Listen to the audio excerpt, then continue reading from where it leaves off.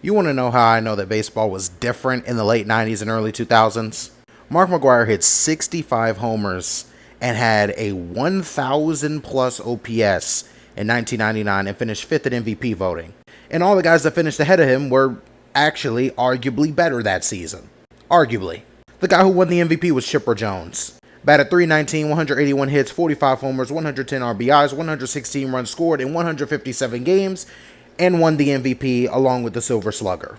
And the Braves were incredibly competitive during the 90s. They called them the team of the 90s for the most part, so that's probably why he won the MVP. Then you had Jeff Bagwell, who was equally good. One of the greatest infielders in the game. Over 300 with 42 homers, 171 hits, 126 RBIs, 143 runs scored, and played every single game, winning his third Silver Slugger award. It's going to be a long time before we see an infielder with that level of pop again. It's just very, very rare to see. Especially with the position he played. I feel like second basemen and shortstops don't necessarily have all that power at all times. But for Bagwell to be able to hit 42 homers at that position is ridiculous. Next up, we have Matt Williams, who I actually couldn't find on the first website, so I typed him into ChatGPT. Matt Williams was insane in 1999, though. A 300-plus batting average, 35 homers, 142 RBIs, 181 hits, 37 doubles, 98 runs scored. His percentages were pretty good, OPS was pretty good, and his total bases, 320, that's also good. The power hitter, Greg Vaughn, was also in the mix.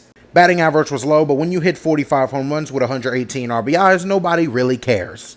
This looks just like a Kyle Schwarber-ish kind of year. Schwarber would definitely put up a stat line just like this and be within the MVP race. You also had Sammy Sosa, who was in the mix. Batted .288 with 180 hits and hit 63 nukes. I'm pretty sure there was one point where Sammy hit like 63 and 66 in back-to-back years. It was really absurd.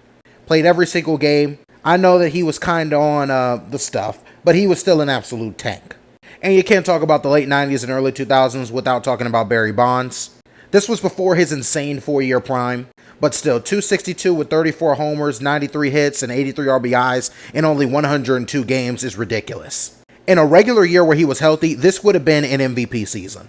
And then you got to talk about a pitcher. The guy I'm going to talk about is Randy Johnson, the greatest pitcher of the late 90s and early 2000s. 17-9, 2.48 ERA, 364 strikeouts in 35 appearances. And he won his second Cy Young in a row at this time. 6'10 with a 100-plus mile-per-hour fastball and a ridiculous slider. Pitchers like Randy Johnson simply should not have existed. But yeah, that's how good baseball was in the late 90s. No wonder players had to juice.